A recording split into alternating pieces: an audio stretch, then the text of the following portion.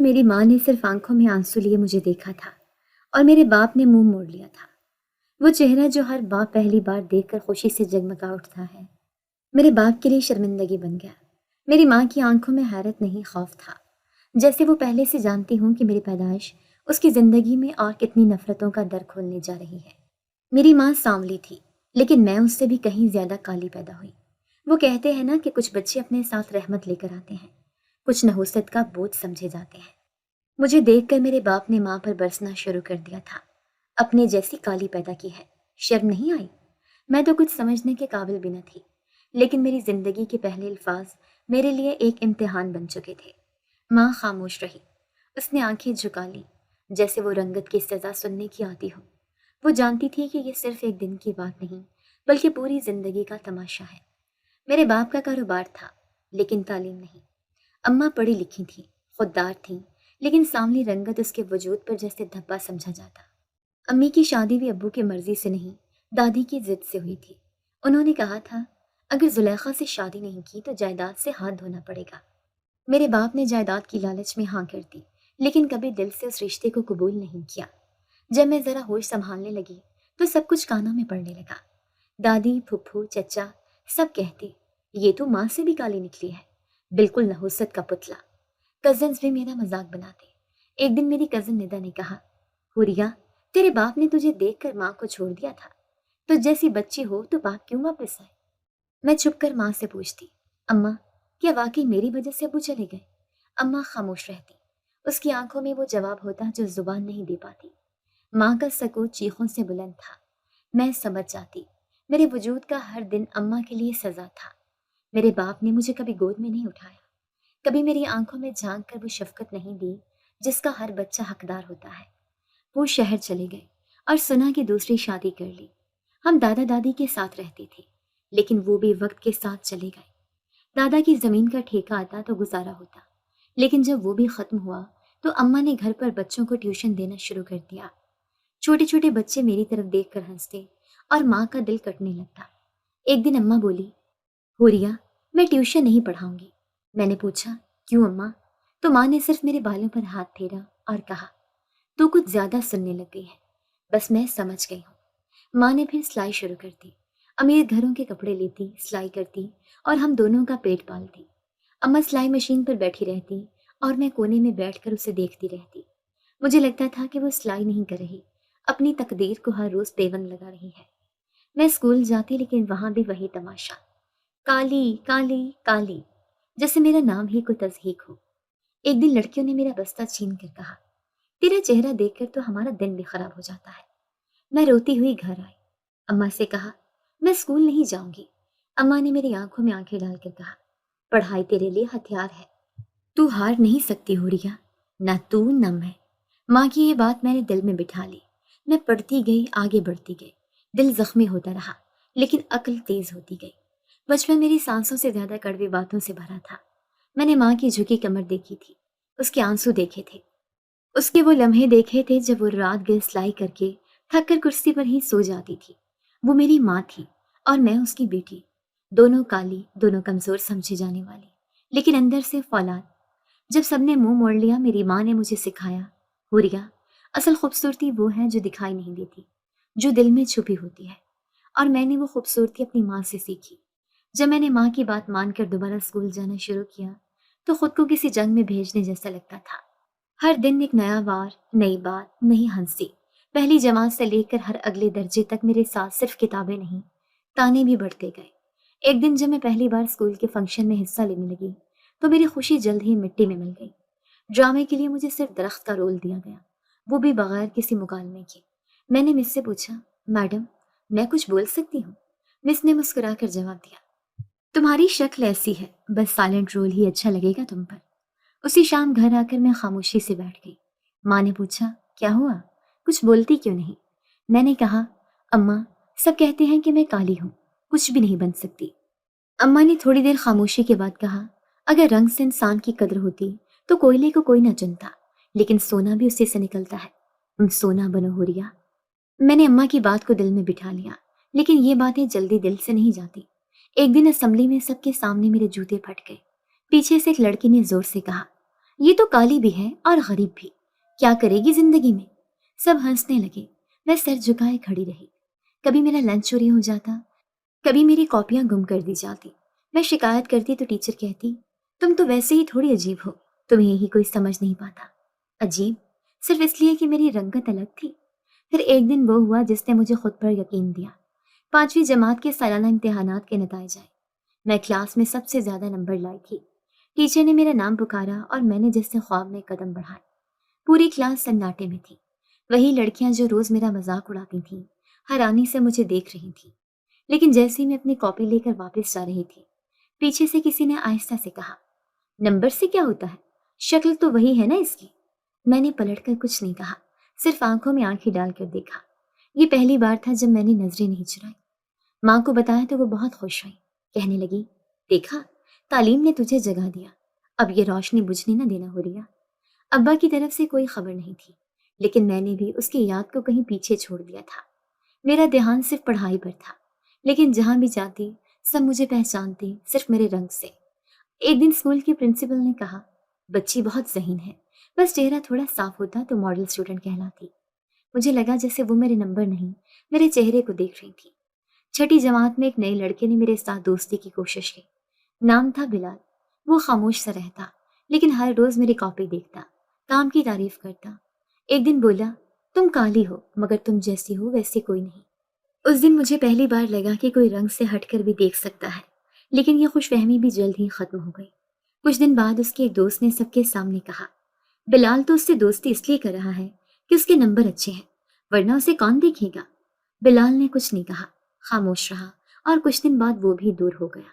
مجھے سمجھ آ گیا لوگ جیسے تھے ویسے رہیں گے، مجھے تبدیل ہونا ہے، اپنے لیے، ماں کے لیے، اور ان سب کے لیے جو صرف ظاہری چیزوں کو اہمیت دیتے ہیں۔ میں نے پرنسپل کی بات کو چیلنج بنایا، ہر امتحان میں ٹاپ کیا، اسکول کے مباحثے میں حصہ لیا، لیکن جج نے تبصرہ کیا، بہت عمدہ بات کی، لیکن کیمرہ فیس کے لیے شاید یہ چہرہ مناسب نہ ہو۔ ایسے تبصرے میرے لیے نئے نہیں تھے، لیکن اب میں ان سے ڈرتی نہیں تھی۔ میں اب حوریہ بن چکی تھی، وہ لڑکی جو ہر طنز کا جواب خاموشی سے اپنی قابلیت سے دیتی تھی، جو جان چکی تھی کہ تعلیم صرف ڈگری نہیں، طاقت ہے، ایسی طاقت جو کسی کا چہرہ نہیں دیکھتی۔ اسکول کی کامیابیوں نے میری ماں کی آنکھوں میں تھوڑی چمک ضرور پیدا کی تھی، لیکن ہماری گلیوں میں چمک صرف رنگت کی چلتی تھی۔ اماں نے چاہا کہ میں اپنی پڑھائی جاری رکھوں، لیکن اب ایک اور طوفان آن کھڑا ہوا۔ میری عمر جیسے جیسے بڑھتی جا رہی تھی، لوگوں کی نظریں اور باتیں بدلنے لگیں۔ پہلے صرف تضحیک ہوتی تھی، اب ترس اور مشورے ملنے لگے۔ ایک دن پھپھو گھر آئے، ہاتھ میں پاپڑ کا پیکٹ تھا اور زبان میں زہر۔ اماں نے احترام سے بٹھایا تو وہ بولی، زلیخا اب سوچ لے، لڑکی بڑی ہو گئی ہے، ایسی صورت اور ایسی قسمت کے ساتھ کوئی شہزادہ نہیں آئے گا، کوئی طلاق یافتہ یا بوڑھا مل جائے تو نکاح کر دے، ورنہ کل کو کوئی بولنے والا بھی نہیں بچے گا۔ اماں نے نگاہیں نیچی رکھی، جواب نہیں دیا، صرف چائے بنوانے کے لیے مجھے آواز دی۔ میں جیسے ہی کمرے میں داخل ہوئی، پھپھو نے ایک نظر مجھ پر ڈالی اور پھر رخ پھیر لیا۔ بولی، اسی سے پوچھ لے کیا چاہتی ہے، یا تو ساری عمر کمر توڑتی پھرے یا کسی کے گھر چلی جائے۔ میں نے سنی انسنی کر دی۔ اماں نے چائے دی اور پھر خاموشی میں ان کی باتیں برداشت کرتی رہی۔ کچھ دن بعد اماں نے بتایا کہ پھپھو ایک رشتہ دکھانے والی ہیں۔ اماں نے کہا، لڑکا پہلے سے شادی شدہ تھا، طلاق ہو گئی ہے، لیکن اب نئی زندگی شروع کرنا چاہتا ہے۔ میں نے کچھ نہیں کہا۔ اماں نے پوچھا، ہوریا، اگر لڑکا تم سے عمر میں بڑا ہو لیکن سلیقے والا ہو، کیا تم تیار ہو؟ میں نے آہستہ سے کہا، اماں اگر آپ کو لگے کہ وہ انسان ہے تو میں انکار نہیں کروں گی۔ چند دن بعد وہ لوگ آئے، سالہ سے کپڑوں میں، مگر لہجے میں غرور۔ لڑکے کی ماں نے مجھے اوپر سے نیچے تک دیکھا۔ میں نے نظریں نہیں چرائیں، بس اپنی ماں کے برابر خاموشی سے کھڑی رہی۔ کچھ دیر بعد جب چائے ختم ہوئی تو وہ بولی، رنگ تو بہت کالا ہے، ہمارے خاندان میں سب گورے ہیں، کل کو اگر اولاد ہو گئی تو یہی رنگت آگے جائے گی نا، ہم تو سوری کہتے ہیں، ہمارے لیے یہ رشتہ نہیں بنتا۔ میں نے ماں کی طرف دیکھا، اماں کا چہرہ زرد ہو چکا تھا، لیکن اس نے کچھ نہیں کہا۔ مہمان اٹھے اور چلے گئے۔ اماں دروازہ بند کرتے ہی اندر آئی، مجھ سے لپٹ کر بولی، بیٹی تو دل سے صاف ہے، باقی سب فالتو باتیں ہیں، اللہ بہتر کرے گا۔ رشتوں کی قطار لگنے لگی۔ پھپھو ہر دوسرے تیسرے ہفتے کسی کو لے آتی۔ کوئی پٹھان ہوتا جو اردو بھی صاف نہ بول سکتا، کوئی 60 سال کا رنڈوا جس کے 6 بچے پہلے سے ہوتے۔ سب آتے، مجھے دیکھتے اور بات چلاتے۔ ایک روز ایک فیملی آئی جو کافی امیر لگتی تھی۔ ان کے ساتھ آنے والا مرد شاید 40 سال کا ہوگا۔ باتوں سے لگا جیسے سب مہذب ہے۔ تھوڑی دیر بعد اس نے میری طرف دیکھا اور آنکھوں میں بیزاری آ گئی۔ پھر اس نے پھپھو کی طرف منہ کر کے کہا، یہ آپ نے کیسی لڑکی دکھائی ہے؟ اتنی کالی؟ میں تو یہاں نسل آگے بڑھانے کے لیے شادی کرنا چاہتا ہوں، نہ کہ رنگ بگاڑنے کے لیے۔ معاف کیجیے گا لیکن میرا معیار کچھ اور ہے۔ پھپھو نے ہنسی میں بات اڑا دی۔ ارے چھوڑو بھی، شکل ہی تو ہے، باقی تو سب پرفیکٹ ہے۔ اس نے جواب دیا، نہیں، شکل ہی سب کچھ ہوتی ہے۔ یہ سن کر اماں کا ہاتھ کانپنے لگا۔ میں خاموش رہی۔ میں جان چکی تھی کہ اب ہر بار یہی ہوگا، آ کر دیکھیں گے اور رنگت کے تانے دے کر چلے جائیں گے۔ پھر ایک روز پھپھو نے کہا، اب تو لگتا ہے اس کی قسمت بھی سیاہ ہے، ایسی شکل اور ایسا نصیب، دونوں ہی ملا کر کچھ نہیں بنے گا۔ اماں نے غصے میں کہا، تم ہر بار یہ کیوں کہتی ہو؟ میرے اللہ نے دیا ہے جو بھی دیا، اس پر شکایت کیوں؟ پھپھو تلملا گئی۔ اچھا، تو اب میں غلط ہو گئی؟ یہ سب تمہارے لاڈ پیار کا نتیجہ ہے۔ یہ رنگ لے کر کیا کرے گی؟ کون کرے گا اس سے نکاح؟ کوئی بھلا مانس ہوگا، وہ بھی بھاگ جائے گا۔ اماں نے خاموشی اختیار کی، جیسے انکار کرنے کی بھی اب سکت نہ ہو۔ اس شام اماں نے مجھ سے کہا، حوریہ، اگر تم چاہو تو میں انکار کر دوں آئندہ کسی رشتے کو۔ میں نے کہا، اماں، میں صرف پڑھنا چاہتی ہوں، جب اللہ چاہے گا وہ بہتر فیصلہ کرے گا۔ اسی دوران میں نے اسکول میں انٹرمیڈیٹ میں داخلہ لے لیا۔ کلاسز کا ماحول کچھ الگ تھا، لیکن پرانی باتیں پیچھا نہیں چھوڑتی تھیں۔ یہاں بھی کچھ لڑکیاں پیچھے سے چپکے چپکے تبصرے کرتی، یہ وہی ہے نا جس کے رشتے بار بار ریجیکٹ ہو رہے ہیں، رنگت کی وجہ سے۔ میں نے پڑھائی پر توجہ دی، لیکن اندر کہیں خالی پن بھرنے لگا تھا۔ زندگی جیسے بار بار یاد دلاتی تھی کہ تم بس چہرہ ہو، اور وہ چہرہ پسندیدہ نہیں۔ ایک دن اسکول سے آتے وقت میں نے اماں سے پوچھا، اماں، کیا واقعی رنگ اتنا بڑا مسئلہ ہوتا ہے؟ اماں نے کہا، بیٹی، رنگ تو مٹی کا ہے، اصل چمک تو ایمان، اخلاق اور علم کی ہے۔ لیکن یہ دنیا اندھی ہے، صرف باہر دیکھتی ہے۔ میں نے وہ رات خاموشی سے گزاری، سوچتی رہی کہ کیا واقعی اس دنیا میں کوئی ایسا ہوگا جو باہر نہیں اندر دیکھے گا، جو میری عقل، میری بات، میری سچائی کو سمجھے گا۔ یہ سوال میرے دل میں مستقل ٹھہر گیا، اور میں نے طے کیا جب تک جواب نہیں ملتا میں بس آگے بڑھتی رہوں گی۔ جب ایک کے بعد ایک رشتہ مسترد ہوا اور ہر بار میری ذات کو جیسے کسی عدالت میں کھڑا کر کے فیصلہ سنا دیا جاتا، تو دل میں خاموشی گہری ہوتی چلی گئی۔ اماں اب رشتوں کی بات چھپانے لگی، لیکن باتیں چھپتی کہاں تھیں۔ محلے کی عورتیں، اسکول کی لڑکیاں، اور سب سے بڑھ کر پھپھو، ان سب کی نظریں مجھے اندر سے چیرنے لگی۔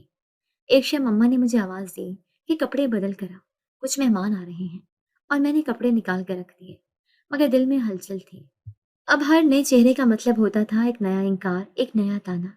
دروازے پر دستک ہوئی اور میں خاموشی سے کمرے کے کونے میں جا بیٹھی۔ آنے والے رشتے کی بات ختم ہوئی تو حسب معمول وہی جملے اماں کو سننے پڑے، لڑکی تو اچھی ہے لیکن رنگ، ہمیں تو خاندان میں ایسے رنگت کی کوئی مثال نہیں ملتی۔ رات کو پھپھو گھر آئی، اماں چپ رہی لیکن پھپھو نے موقع ہاتھ سے نہ جانے دیا۔ کہا، زلیخا، سچ کہوں، جیسا رنگ لے کے آئی ہے نا ویسی نصیب بھی ہے، یہ قسمت نہیں کھلے گی، چاہے درجنوں رشتے دکھا لو۔ میں دروازے کے پیچھے کھڑی سن رہی تھی۔ ایک لمحے کو لگا جیسے میری سانسیں بند ہو گئی ہوں۔ اس دن پہلی بار دل میں موت کا خیال آیا، لگنے لگا جیسے دنیا میں میرے لیے کچھ باقی نہیں رہا۔ میں نے کمرے میں جا کر دروازہ بند کر لیا اور سوچنے لگی، کیا اگر میں چلی جاؤں تو کسی کو فرق پڑے گا؟ کیا اماں سکون سے جی پائیں گی؟ کیا پھپھو کو اطمینان ہوگا کہ ان کا تانا اثر کر گیا؟ میں کھڑکی کے پاس جا کر کھڑی ہو گئی۔ نیچے سناٹا تھا۔ کچھ لمحوں کے لیے لگا جیسے سکون کی تلاش کا یہی واحد راستہ ہے، لیکن پھر دروازے پر آہستہ سے دستک ہوئی۔ حوریہ، بیٹا سب ٹھیک ہے نا؟ اماں کی آواز میں پریشانی چھپی نہ رہ سکی۔ میں نے کچھ لمحوں بعد دروازہ کھولا۔ اماں نے مجھے دیکھا اور گلے لگا لیا، جیسے سب جان گئی ہوں۔ پھر آہستہ سے بولی، دیکھو بیٹا، زندگی دکھ دیتی ہے لیکن ختم کرنے کا اختیار صرف اللہ کے پاس ہے۔ شکوے نہ کرو، دعائیں کرو، دعائیں تقدیر کا رخ موڑ دیتی ہیں۔ میں اماں کے کندھے سے لگی رہی، وہ بولتی رہی، اللہ سے مانگو، شکوہ نہیں، وہ سب سن رہا ہے۔ تو آج رو لے لیکن کل اٹھ کر دعا مانگنا، مانگ کے وہ تجھے ایسا صبر دے جس پر دنیا حیران رہ جائے۔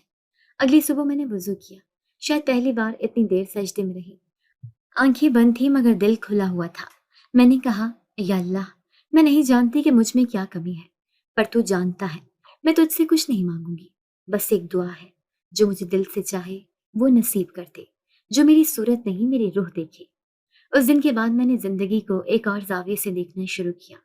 اسکول گئی تو وہی پرانی نظریں تھیں، پر اب میں رکتی نہیں تھی۔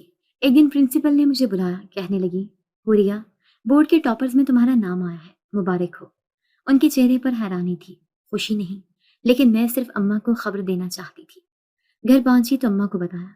उन्होंने मुझे सीने से लगाया। देखा, दुआ असर करती है। तुझे तुझसे बेहतर कोई नहीं जानता, सवाए रब के।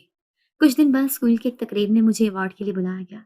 जब स्टेज पर गई तो पीछे से किसी ने कहा, देखो, अवार्ड लेने जा रही है, जैसे कोई हीरोइन हो। मैंने पलट कर नहीं देखा, सीधी आगे गई और अवार्ड लिया। उस दिन पहली बार मेरी तस्वीर अखबार में आई। कुछ ने सराहा, ज्यादा ने कहा, फोटोशॉप क्या होगा, असल तो कोई और ही लगती है। घर आकर मैंने अम्मा को कटा अखबार दिखाया। वो बोली, बस यही चाहती थी, मेरी बेटी की इज्जत। फूफू आई तो अखबार देखा, हंसी और बोली, मशहूर हो गई काले। देखो जुलेखा, शोहरत से शादी नहीं होती, असल बात तो नसीब है, और वो तुम देख ही रही हो कैसा है। अम्मा ने जवाब में सिर्फ एक जुमला कहा, फूफू, जो नसीब अल्लाह लिखता है उसे तुम नहीं समझ सकती। दुआ मेरी आदत बन चुकी थी। हर दिन हर रात सजदे में बस एक ही फरियाद होती थी, या अल्लाह, किसी को मेरी रूह की खूबसूरती दिखा दे। कोई ऐसा जो मेरी बातों से प्यार करे, मेरी सोच से, मेरे वजूद से, मेरे अंदर से। कुछ हफ्ते पहले तक जो दिल मायूसी से डूबा हुआ था, अब वही दिल उम्मीद से भरा हुआ था। अम्मा ने महसूस किया था कि मेरे लहजे में तलखी कम हो गई है। मेरी आंखों में अब खामोशी के बजाय थोड़ा सा नूर आ गया है। मैं अब पहले की तरह सिर्फ सवाल नहीं करती थी, कुछ जवाब भी ढूंढने लगी थी। अम्मा के काम में हाथ बटाती, कपड़ों की कुतरने तरतीब से रखती, सिलाई मशीन का धागा सीधा करती, कभी हिसाब किताब में मदद देती। अम्मा ने एक रोज कहा, अब तो मेरी बेटी मेरी सहेली लगती है। कभी मैं थक जाऊं तो तुझसे बात करके सारा बोझ हल्का हो जाता है। हमारा गुजारा मामूली था, लेकिन गुजारा हो रहा था। मोहल्ले की खवातीन कपड़े सिलवाती थीं और अम्मा बड़ी महारत से काम करती थी। उन दिनों बड़ी बेगम साहिबा के घर से कपड़े आए। उनका मुलाजिम आया और बोला, बेगम साहिबा कह रही थी कपड़े वक्त पर तैयार करके हिसाब के साथ पहुंचा दें। अम्मा ने काम जल्दी शुरू कर दिया। वो जानती थीं कि अगर काम पसंद आ गया तो मुस्तकिल काम मिल सकता है। अम्मा 2 दिन तक लगातार सिलाई करती रही। मैंने भी उनके साथ कपड़े इस्त्री किए, बटन लगाए, किनारे सीधे किए। अम्मा ने कहा, ये कपड़े वक्त पर देने होंगे। हुरिया, मेरे साथ चलोगी? घर खाली छोड़ने का दिल नहीं कर रहा। मैंने एक लम्हे को सोचा, फिर वो दुआ याद आ गई जिसे मैं अक्सर मांगती थी। मैंने खुद से कहा, अगर दुआ का यकीन है तो फिर डर का क्या काम। मैंने सर हिलाया, चलती हूँ अम्मा। हम जैसी गली के कोने तक पहुंचे, फूफो की बेटी सामने से आती नजर आई। उसने दूर से ही आवाज लगाई, अम्मा, कहाँ जा रही है अपनी उस काली शहजादी को लेकर?